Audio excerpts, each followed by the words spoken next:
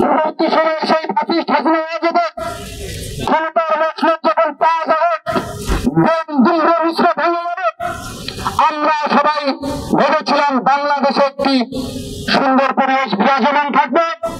আপনারা সবাই জানেন বিগত জুলাই আগস্টের যে গণঅভ্যুত্থান, সেই গণঅভ্যুত্থানের বীজ বপিত হয়েছিল ঢাকা বিশ্ববিদ্যালয়ের ক্যাম্পাস থেকে। আমরা ভেবেছিলাম বর্তমান যে নিয়োজিত প্রশাসন, সেই প্রশাসন ঢাকা বিশ্ববিদ্যালয় থেকে নিরাপদ ক্যাম্পাস গঠিত করে সারা বাংলাদেশের ক্যাম্পাসগুলো নিরাপত্তার চাদরে ঢাকা থাকবে।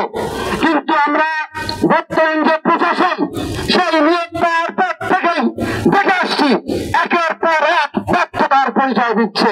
ঢাকা বিশ্ববিদ্যালয়ের অভ্যন্তরে আইন বিভাগের মধ্যে ককটেল মজুত রেখে শিক্ষার্থীদের মধ্যে এক ধরনের ভীতির সঞ্চার ঘটানোর চেষ্টা চলছে।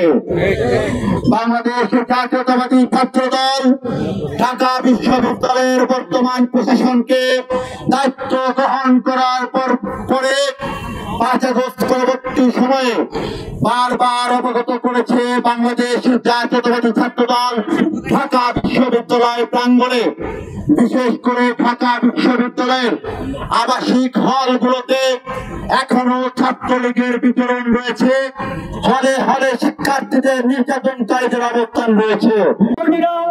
সজাগ থেকে এই ক্যাম্পাসকে নিরাপদ রাখার জন্য অতীতের মতো সামনে সজাগ থাকবে এবং এই ছাত্রলীগ সন্ত্রাসীদেরকে বিচারের আওতায় আনার জন্য দাবি জানিয়ে এই বিশ্ববিদ্যালয়ে কিছু দুষ্কৃতকারী এই ফ্যাসিবাদী সংগঠনের নেতাকর্মীদেরকে আশ্রয় প্রশ্রয় দিচ্ছে।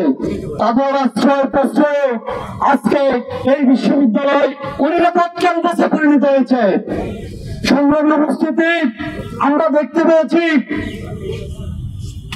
এসব দুষ্কৃতকারী আশ্রয় প্রশ্রয়ে ক্যাম্পাসে লক করে একটি মানসিক ভারসাম্যহীন লোককে পিটিয়ে হত্যা করেছে। বিশ্ববিদ্যালয়ে আমাদের ছাত্র দলের শহীদ শাহরিয়ার সামনেকে সন্ত্রাসীরা হত্যা করেছে।